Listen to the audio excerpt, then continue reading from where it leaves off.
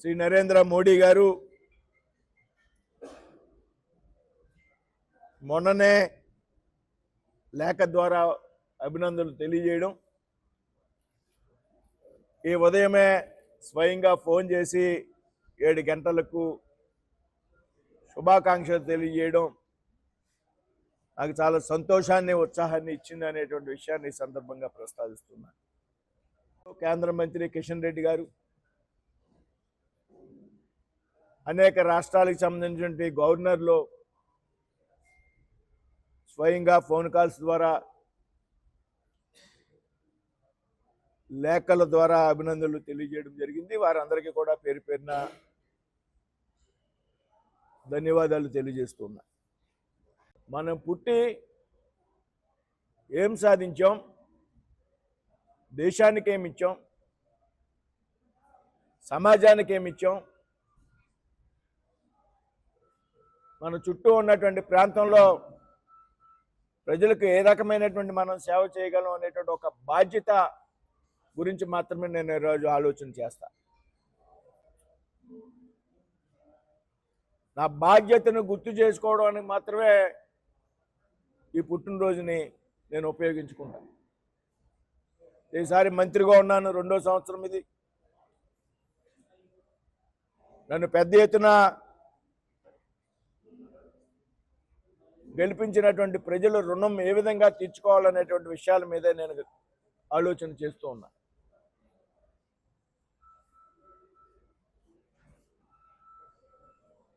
Narasapuram parliament నియోజకవర్గంలో 1952లో జరిగినటువంటి తొలి ఎన్నికల నాటి నుండి కూడా ఈనాటి వరకు ఎవరికి రానటువంటి ఒక పెద్ద మెజార్టీతో నన్ను గెలిపించినటువంటి నర్సాపూర్ పార్లమెంట్ ప్రజలకి వారి రుణం ఏ రకంగా తీర్చుకోవాలనేటువంటి విషయం మీద నిత్యం పనిచేస్తూనే ఉంటాననేటువంటి విషయాన్ని ఈ పుట్టినరోజు సందర్భంగా స్పష్టం చేస్తూ ఉన్నా.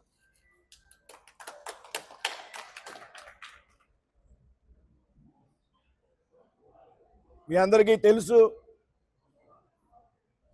నన్ను పార్టీ నాయకత్వం ప్రోత్సహించినటువంటి విధానం. నా పార్టీ కేంద్ర నాయకత్వం నడ్డా గారు, అమిత్ షా గారు, నరేంద్ర మోడీ గారు, రాష్ట్రంలో ఉన్నటువంటి నాయకత్వం నన్ను ప్రోత్సహించి నన్ను అభ్యర్థిగా నిలబెట్టినప్పుడు కూటమి అభ్యర్థిగా,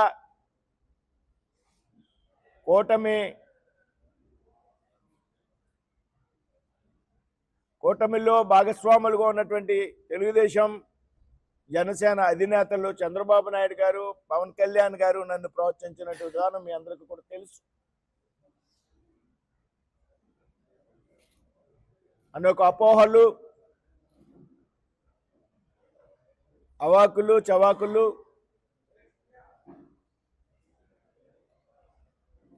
వర్మ గారి దగ్గర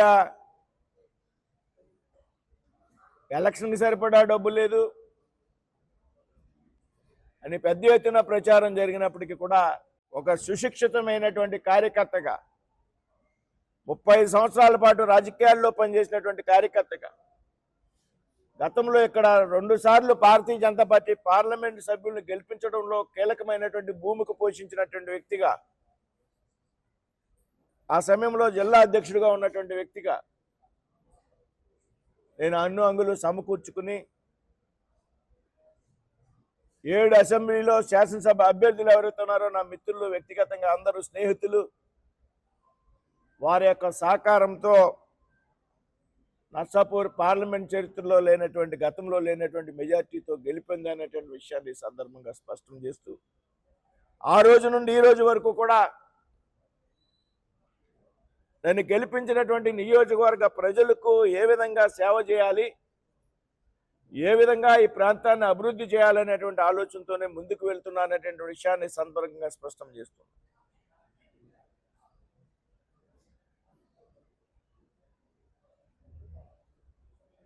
ఒకటి రెండు విషయాలు చెప్తా. ఈవేళ నా పుట్టినరోజు నాడు నేను ఈవేళ సగర్వంగా ప్రకటిస్తూ ఉన్నా, నర్సాపూర్ ప్రజలకు అంకితం చేస్తూ ఉన్నా. నిన్ననే గడ్కరీ గారు అమరావతిలో జరిగినటువంటి సభల్లో ప్రకటించడం జరిగింది. ఈ ప్రాంతంలో గత 10-12 సంవత్సరాలుగా పెండింగ్లో ఉండి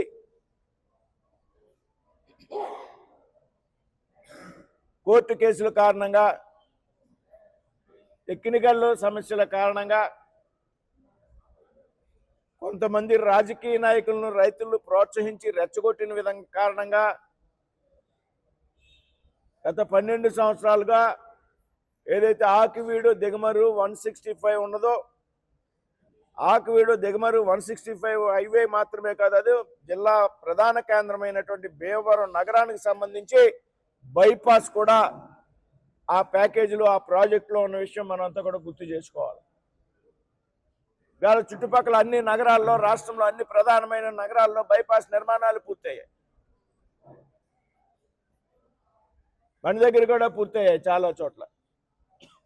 కానీ దురదృష్టవశాత్తు భీమవరంలో నేను ఇందాక చెప్పినటువంటి కారణాలు అయితే ఉన్నాయో ఆ కారణాల కారణంగా బైపాస్ నిర్మాణం భీమవరం పట్టణ ప్రజలకు కానీ, నియోజకవర్గ ప్రజలకు కానీ ఒక తీరని కలగా మిగిలిపోయింది అనేటువంటి విషయం ఈ సందర్భంగా మీరందరూ కూడా గుర్తు చేసుకోవాలి. అటువంటి సమయంలో గడ్కరీ గారు నన్ను ప్రోత్సహించినటువంటి విధానం, 2500 కోట్లు దిగమర్రు ఆకివీడు ప్యాకేజీకి కేటాయిస్తున్నాం, త్వరలోనే పనులు ప్రారంభమవుతాయని ప్రకటించడం మీ అందరికీ కూడా తెలుసు. అంతక్రితం ఉన్నటువంటి ప్రపోజల్ని పూర్తిగా మార్చాం. ఏదైతే పాత కోర్టు కేసులు ఉన్నాయో దాని అలైన్మెంట్ పూర్తిగా మార్చాం. 2 లైన్ల రహదారిని 4 లైన్లు పెట్టాం. అందుకితం కేవలం 800 కోట్లు మాత్రమే ఖర్చు అయ్యేటువంటి సందర్భం 2 లైన్ల రహదారి కారణంగా. ఇవాళ 4 లైన్స్ పెట్టాం. Digamarru to Akividu 4 lines, Bhimavaram bypass అంతా కూడా 4 లైన్స్ వెళ్తుంది. అదే భీమవరం టౌన్ నుంచి బైపాస్కి 2.8 కిలోమీటర్స్ వస్తే దాన్ని కూడా ప్యాకేజీలో పెట్టించేటువంటి ప్రయత్నం చేస్తున్నాం. ఈవేళ నేను పదవిలో ఉండడానికి ముఖ్యమైనటువంటి కార్యకర్తలు, భారతీయ జనతా పార్టీ కార్యకర్తలు, అనేక సంవత్సరాలుగా 30-35 సంవత్సరాలుగా 40 సంవత్సరాలుగా నాతో పాటు కలిసి పనిచేసినటువంటి కార్యకర్తలు, అదేవిధంగా కూటమిలో ముఖ్యమైనటువంటి పార్టీలైనటువంటి తెలుగుదేశం పార్టీ కార్యకర్తలు,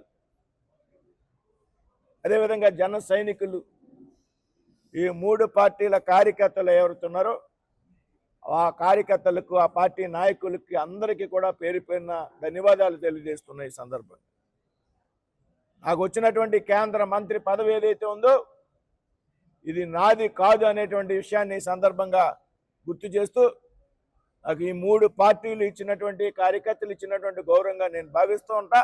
ఈ 3 పార్టీలకు సంబంధించి భారతీయ జనతా పార్టీ కార్యకర్తలే కాదు, అది తెలుగుదేశం పార్టీ కార్యకర్తలైనా, జనసేన పార్టీ కార్యకర్తలైనా వారి ప్రయోజనాలు కాపాడేటువంటి విషయంలో నేను ముందుంటానేటువంటి విషయాన్ని ఈ సందర్భంగా తెలియజేస్తూ సెలవు తీసుకుంటాను. నాయకత్వం సరైనటువంటి నిర్ణయం తీసుకుంటుంది. ట్రంప్ గారిని ఏ విధంగా